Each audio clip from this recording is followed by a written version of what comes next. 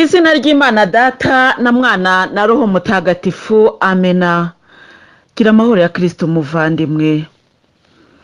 Uyu munsi tugiye kuganira ku ijambo ry'Imana twifashishije ivanjiri yanditswe na Matayo, umutwe wa 24 niwo tukirimo, umurongo wa 35 niwo duheraho. Kenshi mvuga uwo duheraho ariko simvuge uwo turangirizaho, kuko biba biterwa n'uko Roho w'Imana abishatse.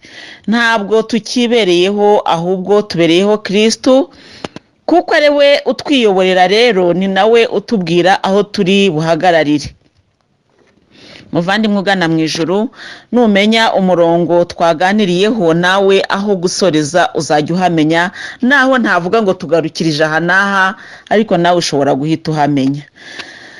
Murabe maso, ijuru n'isi bizashira, ariko amagambo yanjye ntazashira.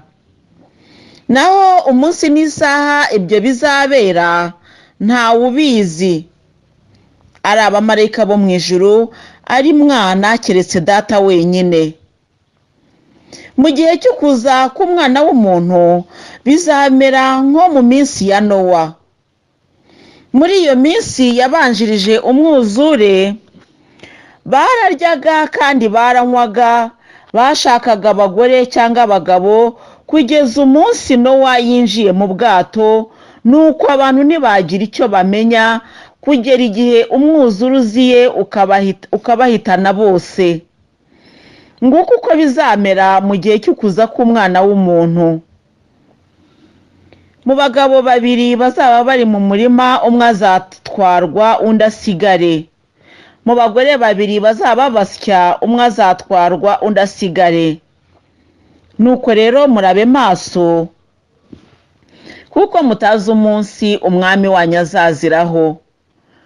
Murabizi, iyo aba nyir'urugo yamenyaga igihe cy'ijoro umujura aziraho, yabaye maso, maze ntareke bamupfumurira inzu. Namwe rero nimube maso, kuko Umwana w'umuntu azaza igihe mudakeka. Mubirebye, ninde mugaragu w'indahemuka kandi uzi ubwenge, atari uwo shebuja yemeye gushinga abo mu rugo rwe, kugira ngo ajye abaha igaburo ryabo ku gihe gikwiye? Hahirwa uwo mugaragu shebuja azagaruka agasanga agenza atyo. Ndababwira ukuri, azamushinga ibyo atunze byose. Naho niba ari umugaragu mubi, wibwira ati databuja aratinze, maze agatangira gukubita bagenzi be, akarya kandi akanywa hamwe n'abasinzi, shebuja azaza umunsi atamwitezeho, no ku isaha atazi, amwirukane, amuherereze mu gice cy'indyarya, aho azarira kandi agahekenya amenyo. Ijambo ry'Imana. Dushimiye Imana. Iri jambo rero rirakurikira ubutumwa Nyagasani yaduhaye bw'umuburo. Ubutumwa twabwumvise kwa gatandatu, ku cyumweru twakomeje kubutekerezaho, ariko twifashishije n'ibibazo Yezu yatubajije. Ntekereza yuko nawe byagufashije kurushaho kwisuzuma no kureba niba ko kuba wabyumvise. Ngewe nkurikije rero wenda za komanteri ngenda mbona ku bantu baba bumvise za audio, ntabwo nshidikanya kubona yuko habwirwa benshi ariko hakumva beneyo. Iryo jambo rwose ndaribona cyane. Habwirwa benshi ariko hakumva beneyo. Muri iyi minsi rero, uko nakagiye nganira na Yezu, byabaye impamvu yo kurushaho kumwegera, ariko ku buryo bw'umwihariko ejo twaraganiriye. Ejo ku cyumweru twaganiriye ku birebana n'uyu muburo. Arambwira ati, ariko uzi ko abantu batumva? Urababwira ariko ntibumva. Ndamubwira nti se Nyagasani, nakora iki kugira ngo bumve? Arambwira ngo rero nta kindi wakora uretse kubabwira gusa. Ndamubwira se, none se dukora iki? Ngewe kugeza ubu ntabwo nzi ikintu umuntu yakora kugira ngo abantu bumve, kuko urabona ko abantu bafite gahunda yo gutega amatwi, ariko kumva bikagorana. Umuntu agafata audio 3 zose akazumva yarangiza agaceceka,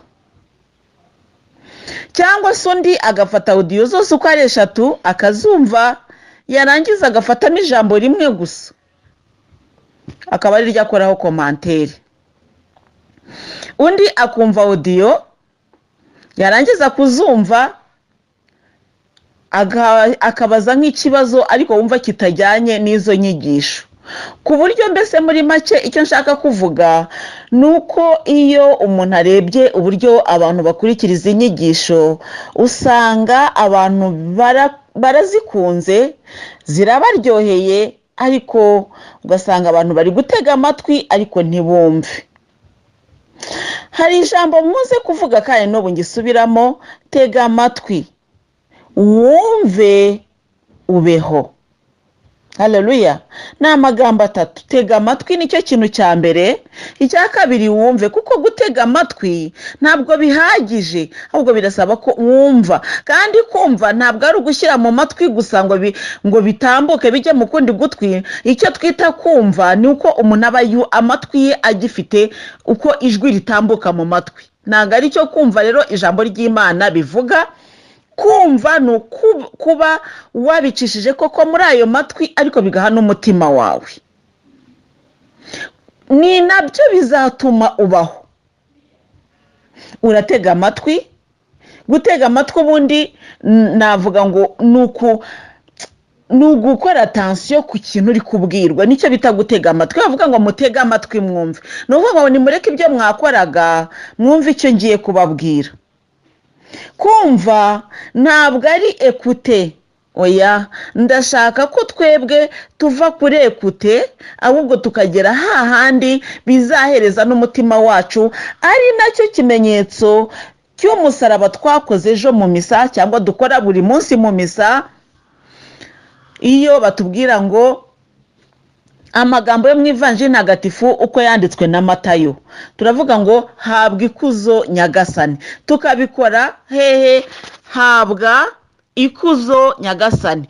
Ni ukuvuga ngo ayo magambo ko tuyavuga, abakristo gatolika ndabivuga tugahita tubyumva, ni amagambo afite icyo asobanura.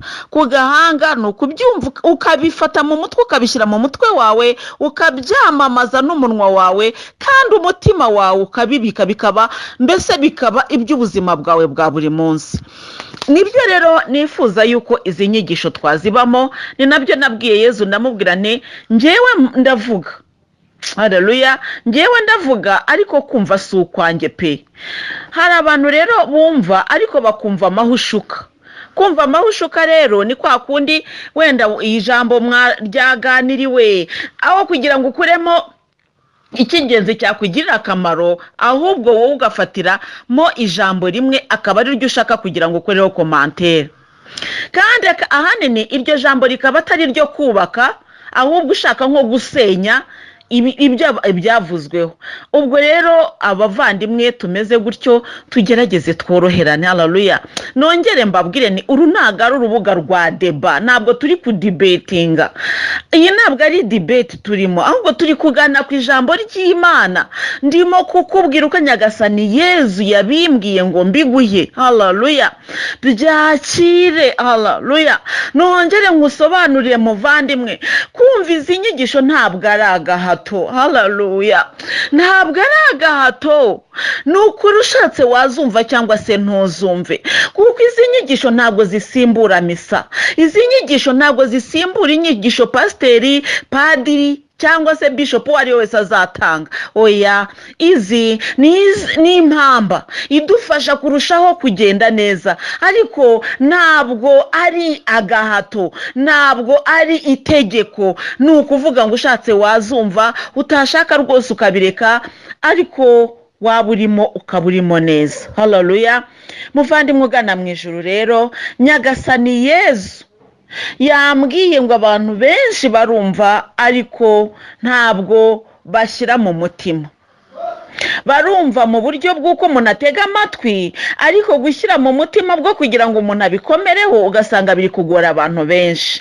Kandi nyamara aya magambo ni ukuri hari ahantu tuzayasanga, hari igihe tuzasanga ari ahantu natwe tugomba gutambuka, kandi usanga aya magambo agaruka atubereye, navuga ngo atubereye nk'urubanza. Nibyo natangiye mvuga kuva kera, ndavuga nti ngewe icyanzanye cyangwa icyanshishikaje kuri wowe ntabwo ari ukugwiza urubanza kuri wowe, ahubwo ni ugutuma mu by'ukuri usobanukirwa n'ibyo utajyaga usobanukirwa, bityo tukarushaho kwitegura urubanza, kuko tubyemera tutabyemera bwo urubanza rurahari, urubanza rw'imperuka rurahari rwose. Dutandukana ejo narakubajije ntese ishira ry'isi n'amaza y'umwana w'umuntu ni bimwe? Birashoboka yuko wajya kubyitiranya, ariko ntabwo ari bimwe. Ishira ry'isi riri ukwaryo, amaza y'umwana w'umuntu ari ukwayo. Tuzagira igihe cyo kubisobanura twifashishije ibyanditswe bitagatifu. Izo ni evenoma ebyiri zitandukanye rwose. Haleluya. Muvandimwe ugana mu ijuru rero, niba wajya gutekereza ko Yezu nazi ishira ry'isi rizaba ribaye, ntabwo ari byo. Kandi ibyo bintu nibigusobanurira, nzakoresha ibyanditswe bitagatifu mwereke ukuntu Nyagasani azabanza kuza ku bicu, hanyuma yamara kuza ahageze, noneho abapfuye bakabona kuzuka, mbese bya bindi byose bikaba nuko noneho hagakurikiraho urubanza. Hazabanza rero amaza ye, hakurikireho urubanza rw'imperuka. Bityo rero muvandimwe, turi kwitegura amaza ya Nyagasani, ariko ayo maza ye arimo, ngewe ndavuga ntarimo ibyiciro bibiri. Hari amaza ye mu ikuzo, ari nayo dutegereje, ariko hari n'amaza ye ya buri munsi, kuza kwe buri munsi mu buzima bwacu bwa buri munsi. Ayo ngayo akaba ari amaza ye tubana nayo. Haleluya. Hari ukuza kwa Nyagasani Yezu tubana nako, hari no kuza kwe dutegereje. Hanyuma icyo gihe naza, nibwo bya bimenyetso byose bizaba byamaze kuzuzwa. Nibimara kuzuzwa zaza, hanyuma namara kuza bose bazamwumva, bari basinziriye bakanguke, abari bakiriho bamubone bamusanganire, nuko hakurikireho urubanza rw'imperuka. Haleluya. Ni ibintu bibiri rero bitandukanye, niyo mpamvu nabikubajije muvandimwe. Ni byiza rero ko twumva tuganahugurana rwose, ariko duhugurwa na Roho Mutagatifu, kuko ntabwo izi nyigisho, nubwo wenda uba wumva ko ijwi ari Umumararungu Louise, kandi nibyo koko ibyo murambivuga, ariko igitekerezo cyangwa ikigishwa ntabwo ari icyanjye. Haleluya. Ntabwo ari icyanjye, kuko ubwenge bwanjye ntabwo bwasobanura ibi ngibi. Haleluya. Yezu yicaye hagati y'abanyabwenge igihe yasigaraga mu hekaru ngo ari kwigisha abanyabwenge. Abanyabwenge rero batangajwe n'ubwenge bw'uwo mwana ungana gutyo. Kubera iki? Ntabwo yari Yezu wibwira ibyo ababwira, ahubwo ni imbaraga z'Imana, haleluya, zari zimuriho, ni nazo zamuhaga ubwo bwenge butambutse ubw'abanyabwenge. Haleluya. Ntabwo rero twashidikanya ko Roho w'Imana twahawe hari uwo kudusobanurira ibyanditswe bitagatifu, kandi akaba ari ku murimo. N'ubu rero nibyo ari gukora. Ijuru n'isi rero bizashira, ariko amagambo ya Yezu ntabwo azashira. Aya magambo Yezu yayambwiye ejo ku cyumweru, ndyamye rwose, ni ukuvuga ngo mu ijoro ryo kuwa gatandatu bucya ari ku cyumweru, nibwo Yezu yaje arayambwira ayo magambo ndyamye. Ndavuga ariko harya ayo magambo yanditse hehe? Numva ko ari muri Bibiliya, ariko nkumva umurongo ntago mwibuka. Byanangaje rero, ngiye kubona ko aho tugomba gukomereza ijambo twatangiye ry'umuburo ari naho aya magambo ari. Byarantangaje cyane, aho nabiboneye byantangaje cyane, kuko icyo gihe Yesu abimbwira numvise ko ari amagambo ari muri Bibiliya. ariko nkumva ntazi aho yanditse. Muvandimwe ugana mu ijuru rero, hari ukuntu Nyagasani ajya nteguza ku cyo turi buganireho akacimbwira mu marenga. Ntabwo nshidikanya ko aya magambo yayambwiye mu marenga, ariko kandi aca umugani ku cyo tugiye kuganiraho. Mbese ni nko kunteguza icyo tugiye kuganiraho. Kenshi rero Yezu turaganira, iyo ndyamye nsinziriye araza akanganiriza, hakaba ubwo ambwira bigasigara mu bwenge. Ajya abikora rwose akayipakira mu bwenge ko nakanguka, nkumva yambwiye ariko amagambo yambwiye nayibagiwe. Nkumva ndi kwibukamo utuntu dukeya, ariko iyo ntangiye kwigisha ya magambo aragaruka, nkajya nyabona kandi nkibuka koko ko ariyo yambwiraga. Haleluya! Bivuga iki rero? Ntabwo tukibereyeho bavandimwe tugana mu ijuru. Haleluya! Ntabwo tukibereyeho, ahubwo tubereyeho Kristo. Haleluya!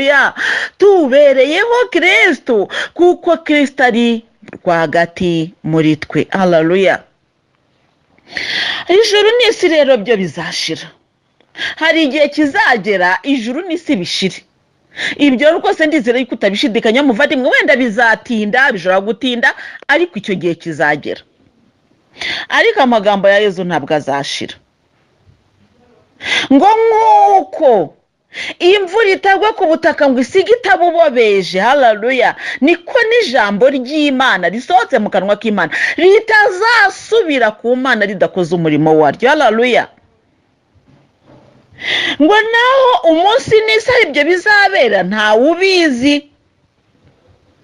Abantu benshi rero baravuga ngo ariko ngo igihe ibyo byavugiwe ngo ko bitarasohora. Muvandimwe ugana mu ijuru, icyo ntabwo kikureba, nanjye ntikindeba. Umva, kumenya igihe ibyo bizabera ntabwo bitureba, ahubwo nitureba ikintu twebwe twirebere amadosiye yacu. Haleluya!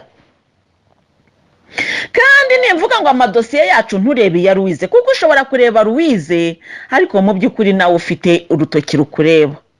Ngewe ku bwanjye rero numva dukwiriye buri wese kwireba. Niyo mpamvu nkubwirane izi nyigisho ntabwo ari deba. Ntabwo ngewe nkubwira ngo hanyuma ngo nurangiza ngo nawe ngo umbwire ngo ngewe ngo rero ngo hariya ngo wigishije ngo ndumva ntabyemera. Niba utabyemera ubwo ngubwo genda ujye gushengerera aho ngaho, tujye tuhagana. Kandi bavandimwe tugana mu ijuru, twirinde kubabazanya no gukomeretsanya mu buryo bwo gushaka kuzana romarike cyangwa se kuzana amagambo adakwiriye. Ntabwo ari igihe. Haleluya! Umva muvandimwe, ireba ibyawe. Niba hari ibyo utari gusobanukirwa muri izi nyigisho, genda ujye gusenga, ushengere, fata rozari usenge, Yezu azagusobanurira. Haleluya!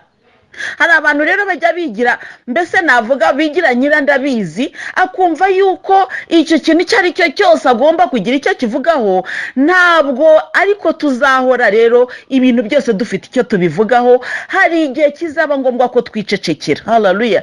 Mugenzi ugana mu ijuru, mbona turi kumwe muri izi nyigisho, njyandi kukubwira hari igihe ngewe, reka wenda mvuga ibyanjye, kuko nimvuga ngo abantu uratekereza wenda ko ari abandi. Hari igihe ngewe nshobora kuba narigize intyoza mu magambo, ariko hari igihe cyageze mbwira Yezu ni nyamara aya magambo nutayafata ngo uyahindura yawe, ngewe ndabona ko uzaba uhombye umukozi. Yezu Kristo afata ya magambo yashoboraga kuba ari ay'intyoza cyangwa ndi umujyanama mu bantu ku buryo busanzwe, Nyagasani arampindukiza angira umujyanama ku buryo bwe. Haleluya! Ubwo rero nawe navugaga mvuga ni wenda utavaho utekereza ngo wenda naba ntunze urutoki runaka cyangwa mbwiye runaka, ahubwo ndakubwira muvandimwe ugana mu ijuru, birashoboka ko twaba tuvuga neza n'abantu bakatwizeraho ibitekerezo, ariko niba ibyo bitekerezo bidakangurira abantu kugana mu ijuru, ibyo bitekerezo utanga bikaba atari ibintu bifasha abantu, ahubwo ari ibintu bibakomeretsa, ngewe ku bwanjye nakubwira ni icecekere. Haleluya! Rimwe na rimwe bijya biba byiza ko umuntu acecekaho kuvuga amagambo y'imburamumaro, kuko amagambo yose twavuze hari aho tuzayasanga. Haleluya! Ku bwanjye rero numva nagira umuntu wese inama yo kuba muri Yezu, ukavuga amagambo afite umumaro. Haleluya! Yezu niwe wavuze ati isi n'ijuru bizashira ariko amagambo yanjye ntabwo azashira. Haleluya. Nuko ari amagambo mazima. Mbese amagambo ya Yezu niba atazashira wibwira ko ayawe yo azagera agashira?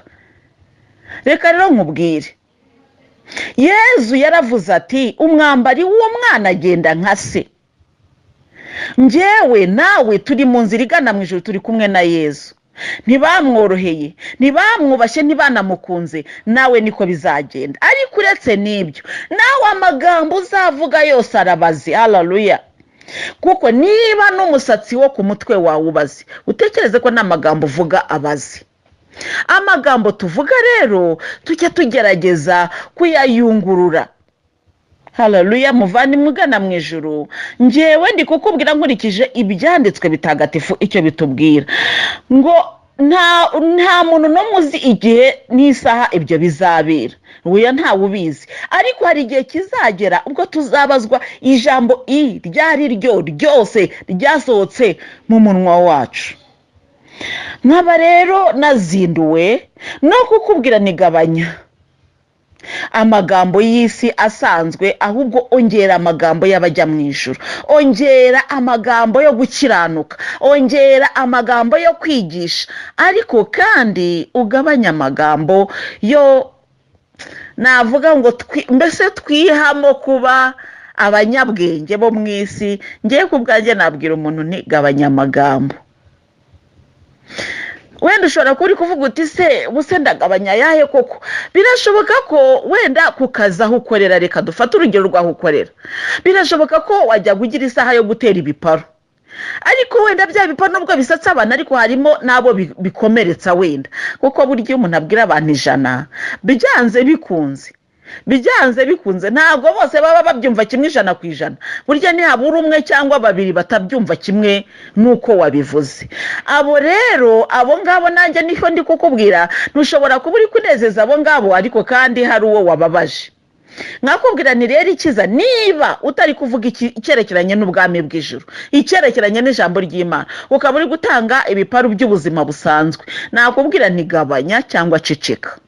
Ndizera ko abantu turi kuhumvikana, kugira ngo aya magambo tuvuga atazaba impamvu yo kudushinja. Yezu aravuga ati ijuru n'isi bizashira ariko amagambo yanjye ntazashira. Nukubera iki? Nuko ari amagambo mazima. Amazima ntazashira, ariko kandi n'ayapfuye tuvuga nayo ntabwo azaba yarashize, ahubwo azatugaruka abe ayo kudushinja. Maze rero nkavuga nti niba twiteguye koko nk'abantu bafite urubanza imbere, nimureke twitondere ibyo tuvuga ndetse n'ibyo dukora, kuko ntago tuzi umunsi ibyo bizabera. Wenda uri kuvuga uti se ni ryari koko ngo base noneho nzabe nasabye na penetensiya? Ntago tubizi. Njyewe ku bwanjye rero iyo ndi kugukangura, niyo ndi kukwigisha, niyo nazindutse igicuku nkaba nkugezeho muvandimwe, mba ndi kugira ngo nkubwire ni none ahangaha. Mbese ni ukuvuga ngo birihutirwa. Haleluya. Ni ukuvuga ngo mu yandi magambo, ubu butumwa, iyi mpuruza, uyu muburo urihutirwa. Buri munsi rero nkubwire ubutumwa Nyagasana guha bwose buba bwihutirwa. Haleluya. Buri very urgent. Haleluya. Buri very urgent, kuko n'ubutindane iyo ikintu kiri very urgent ni ukuvuga ngo kirihutirwa, birihutirwa cyane, burihutirwa cyane, c'est très urgent. Ni ukuvuga ngo ubwo butumwa niba ubwumvise wibutindana, nawe buhe mugenzi wawe, kandi nawe wundi wakomerekeje musaba imbabazi, n'ahandi utitwaye neza bikora uko bikwiye, kuko ntabwo ariko bizahora. Haleluya. Kubera yuko ijambo ry'Imana ritubwira ngo ntaho umunsi n'isaha ibyo bizabera ntawe ubizi, ari abamarayika bo mu ijuru, ari Mwana, keretse Data wenyine. Ibyo rero kuva Data bizi akaba biri mu ibanga rya Data wenyine, ni ukuvuga ngo turitonde. N'umwana w'umuntu ntabwo azijya azahagurukira ngo aze. Nongere ngaruke gatoya kukubahana no kuzuzanya k'ubutatu butagatifu. Data ni ubizi wenyine. Mwana mu nshingano ze agomba kubaha Data. Umunsi Data azamubwira ati haguruka ugende, azahita haguruka kandi yihuse. Nawe aravuga ati njyewe nicaye niteguye. dawe igihe icyo ari cyo cyose uzambwira ngo haguruka ugende nzahita ngenda. Yezu ariteguye, haleluya. Abamarayika n'abatagatifu mu ijuru bariteguye, haleluya. Abantu natwe nimureke twitegure, amina. Birashoboka rero ko waba uri kuvuga ngo ubuse ngo turitegura dute, ngo ubuse koko ngo turagira dute. Umva, Nyagasani aratubwira ngo murabe maso. Kuba maso ni iki? Ni ukuvuga ngo iyo umuntu bavuga ngo ari maso ntabwo aba asinziriye. Iyo umuntu asinziriye baba bavuga ngo yasinzira, ariko iyo umuntu adasinziriye aba ari maso. Ariko ubundi kuba maso no gukanura amaso ntabwo ari bimwe. Hari umuntu ugira gutya agakanura ariko atabona. Uzarebe burya ari igihe wicaranye n'umuntu ukabona atumbiriye ahantu hamwe asa n'uwiyumvira, burya bare akanuye amaso ariko atabona, kubera ko ubwenge bwe busa n'ubwagiye ahandi hantu. Hari n'igihe umukomanga uti runaka uri gutekereza ikeka ngo sinzi ibyo naringiye, ukumva ko yaragiye ahandi kure. Kuba amaso rero ntabwo ari ugukanura amaso, ahubwo kuba maso ni ukubwira n'ubwenge bwacu n'imbaraga zacu na roho yacu ikaba igahaguruka, haleluya, igahagurukira icyo gikorwa. Tukabera maso amakamba yacu, tukabera maso ibikorwa byacu byo gukiranuka, tukabera maso iminwa yacu, tukamenya ibyo tuvuga, tukabera maso amaguru yacu, tukamenya aho tujya, tukabera maso intoki zacu n'amaboko yacu kugira ngo tumenye ibyo dukora, haleluya. Tukabera maso umubiri wose. Rega amaso burya niyo ari itara ry'umubiri, haleluya. Aya maso rero nubwo ari itara ry'umubiri, mbese nakora umurimo wayo amurikire umubiri wose, haleluya. Muvandimwe, tube maso rero, ni ku ijambo ry'Imana rivuga. Iyo niyo titire y'iri jambo turi kuganira uyu munsi, murabe maso. Ntabwo bavuga ngo murabe inkanuzi z'amaso. Oya, gukanura amaso no kuba maso biratandukanye. Kuba maso rero ni ukuvuga ngo kuba ukangutse udasinziriye, no mu mutima no mu bwenge, byose bibyemeranywa nawe, hari icyo uri kureba kandi utegereje, kandi icyo kintu kigatuma udahuga, utarangara, kugira ngo icyo washakaga kitaza kugucika, haleluya. Uzarebe burya hari igihe wicara ukavuga uti ndaza kuba maso kugira ngo isaha iyi n'iyi, wenda niba ari amakuru ukunda kuri radiyo Rwanda cyangwa se kuri televiziyo, ni ukuba maso kugira ngo iyo saha itaza kuncika. Nicyo bita kuba maso, ni ukubizirikana. Murazirikana ibyo mbabwiye. Mu yandi magambo nicyo Yezu avuga ngo muzirikane ibyo mbabwiye. Ibyo atubwiye ni ibiki? Ni umuburo. Ibyo atuburiyeho ni iki? Muvandimwe, ndizera kuri kwibuka umuburo twaganiriyeho, nubwo twawurangije, ariko mu by'ukuri birakwiye ko tugira umwanya wo gukomeza kuwutekerezaho. Erega muvandimwe, nibyo nari nkubwiye nti ubu butumwa buza bwihutirwa. Impamvu bwihutirwa ni uko butagomba kuzafungurwa ejo.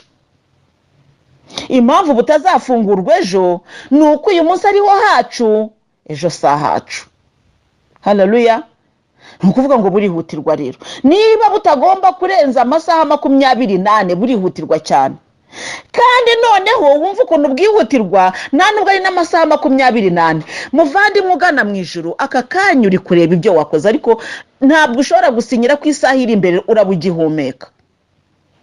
Uretse ko tubyizera, ariko ntabwo twabisinyira. Kubera iki? Impamvu udashobora kubisinyira ndayikubwira. Nuko igihe icyo ari cyo cyose ushobora kugira gutyo ukaba wakwikubita hasi, umwuka ukaba urarangiye, sibyo?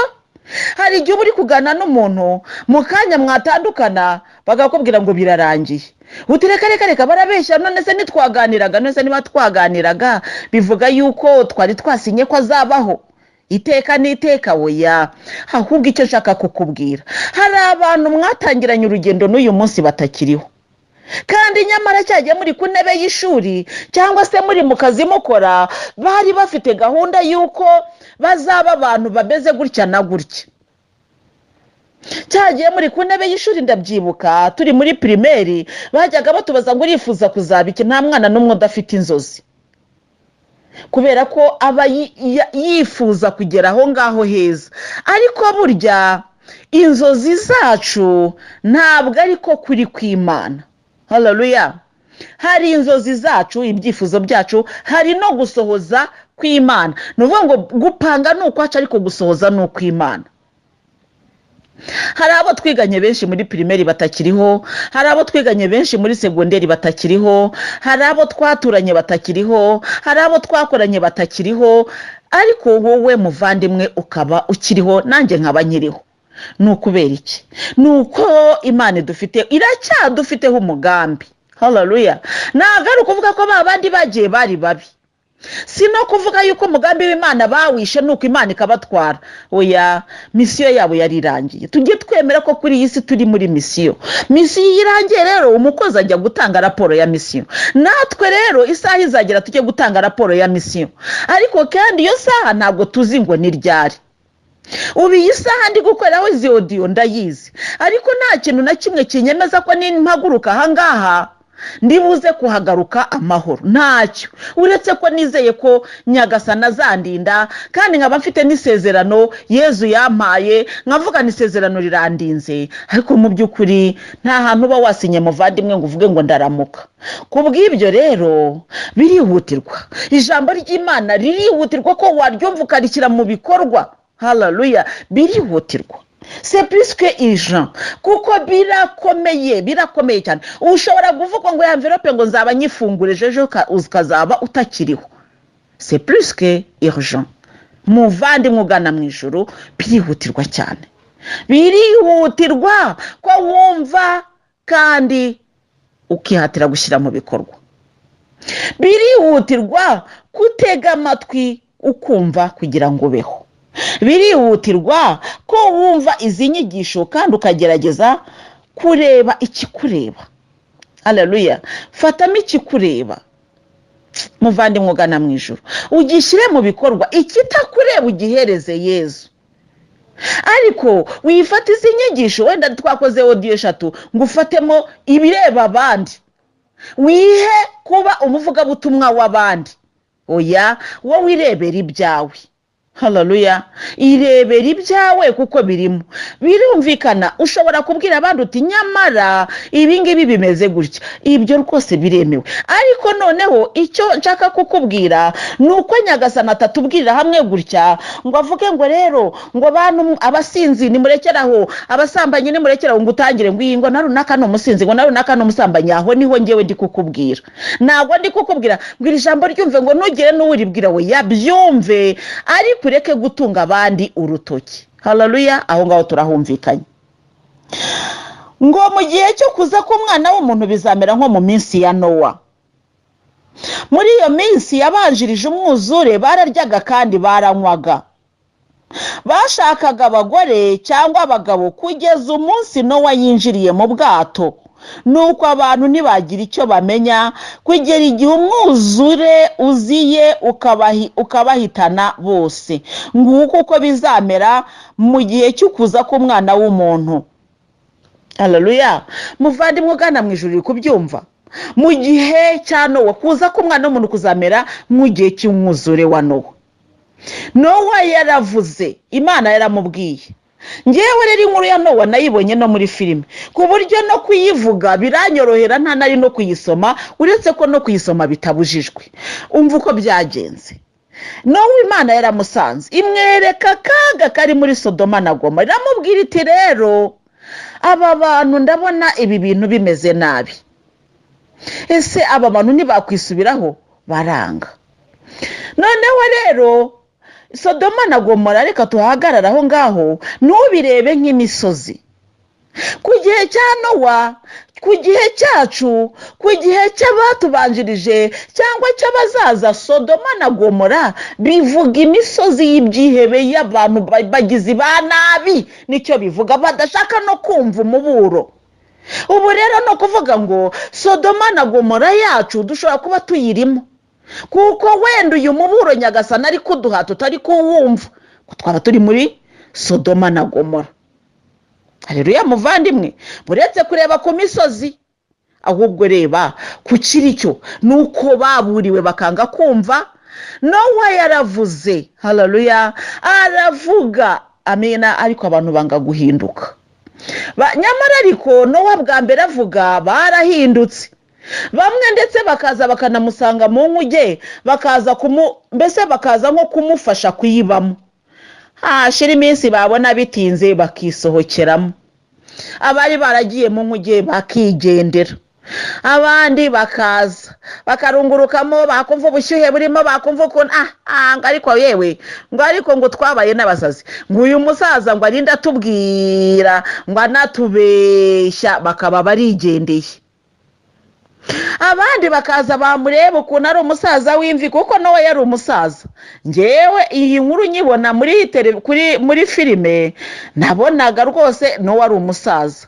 Ubwo rero iby'ubusaza bwa Nowa n'igihe yamaze ari umusaza cyo ntabwo ndi bukimenye, ariko rero nidufata ko Nowa yatangiye kuvuga ari umusore wenda akaza no gusaza akivuga, nabyo birashoboka. Ariko no gufata ko Nowa yavuze ari umusaza muri karindwi bari umusaza ikarindwi irangira ari umusaza, nabyo birashoboka. Ariko icyo rero tugiye kureba ari nacyo kidufitiye akamaro, ko kumenya imyaka Nowa yari afite ntabwo ari cyo cy'ingenzi, ahubwo reka nkwereke kureba ubutumwa Nowa yari afite, abo yabwiraga nicyo byashoboraga kubamarira iyo baramuka bamwumvise, n'ingaruka byagize igihe batamwumvise.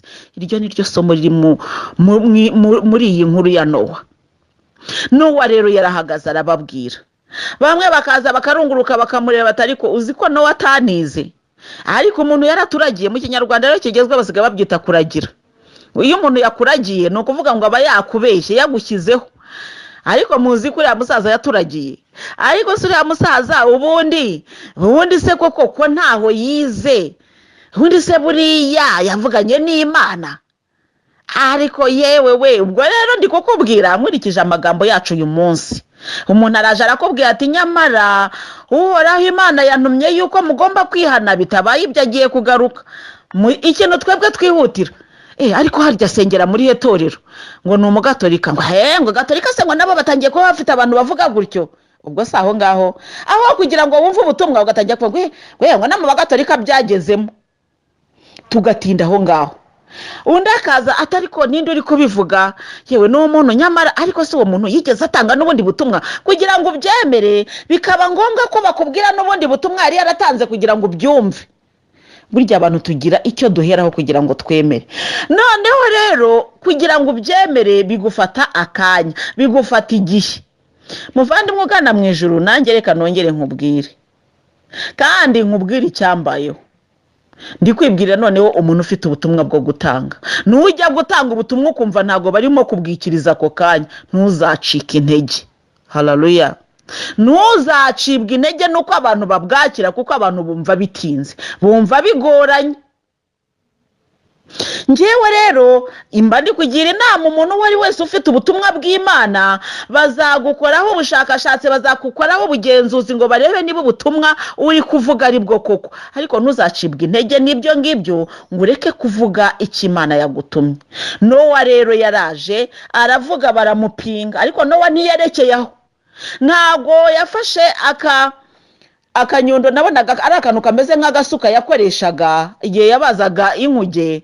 Ntago bavuze gutyo ngo Nowa arabeshya ngo avuge ngo none ngo Mana ngo ngiye ngo ndabiretse ngo ndambitse hasi. Imana arazaga ikamubwira iti we komeza uvuge kandi ukomeze ukore.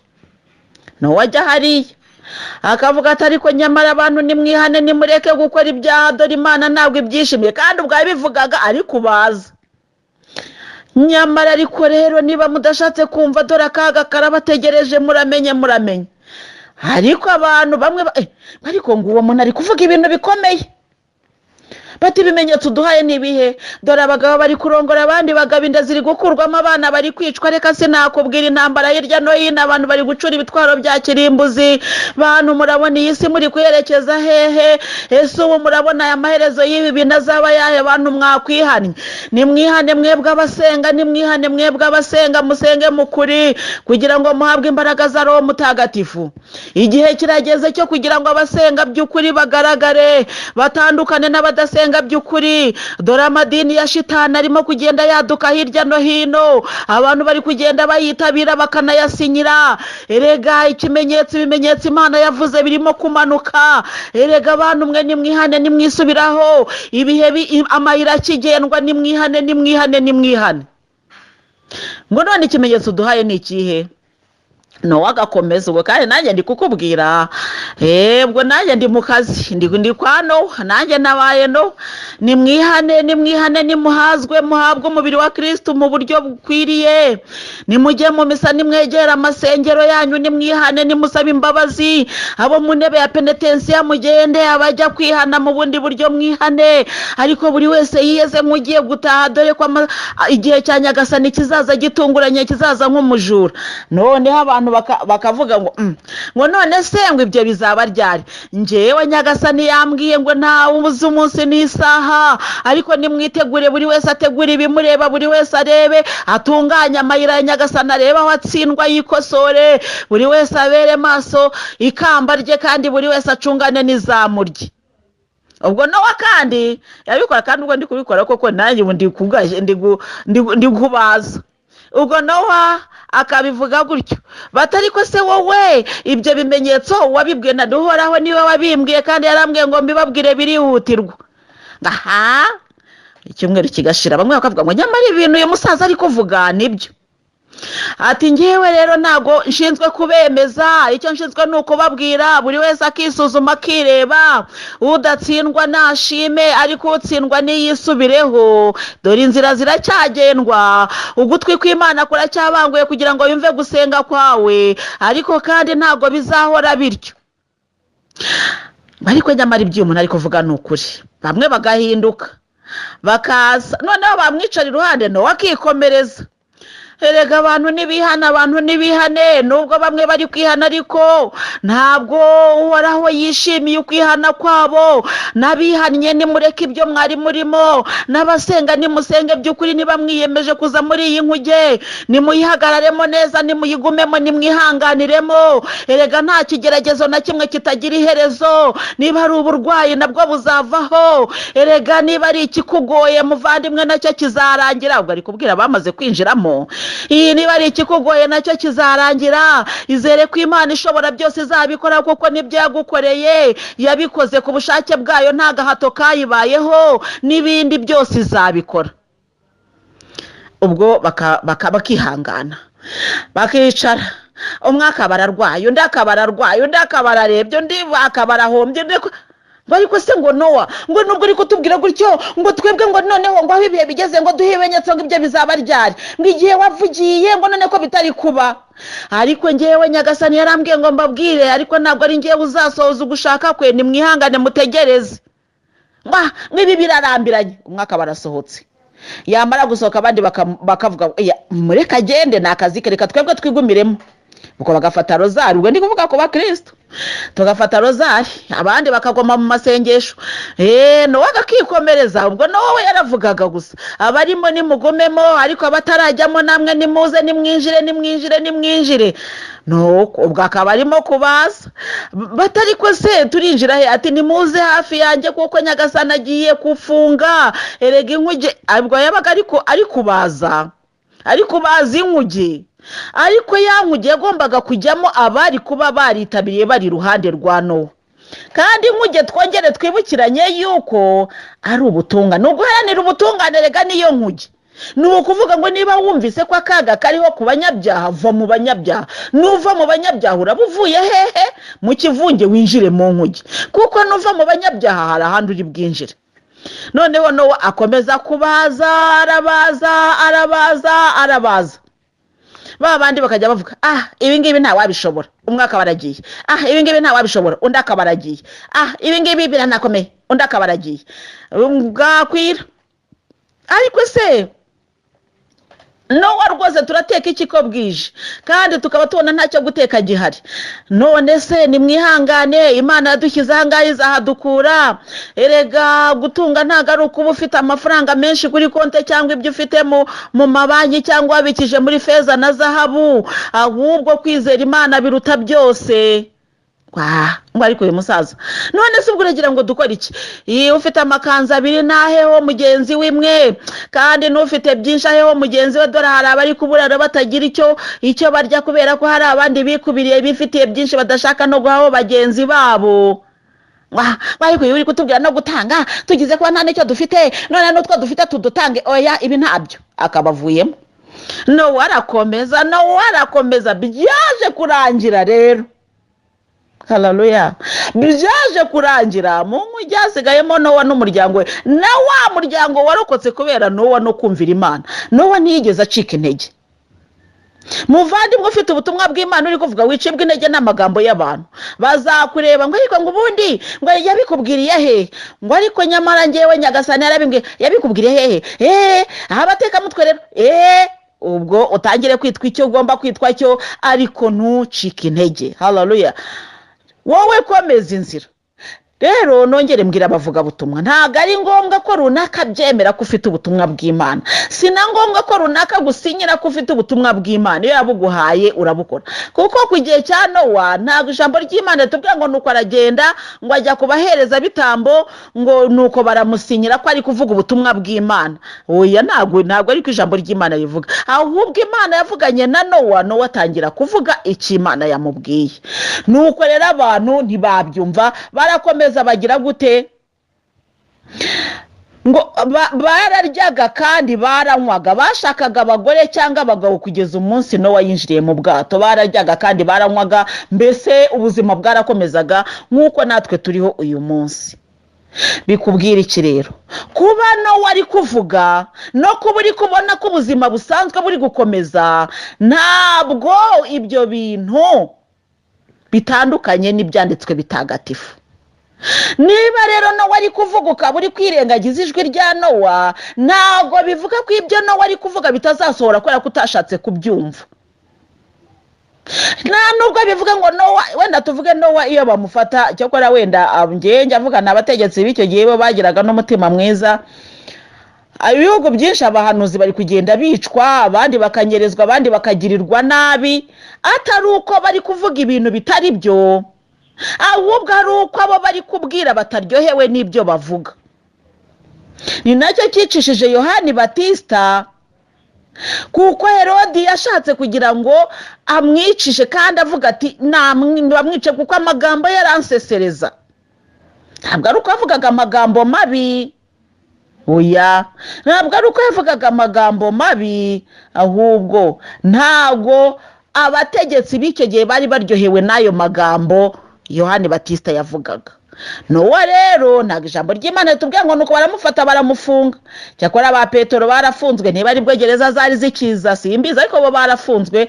Abigishwa, intumwa za Yezu zarafunzwe, zarishwa, abantu baricwa rwose. Ariko ku gihe cya Nowa ntabwo byabaye. Ntabwo Nowa ariko byamugendekeye. Nowa yarakomeje yivugira ubutumwa, abumva barumva, abatumva arabareka, arakomeza aravuga. None se Nowa rwose, ubu se none uzajya uvuga ukomeza kubaza utanatwitayo ngo turebe, urabona yuko rwose bizagenda biti?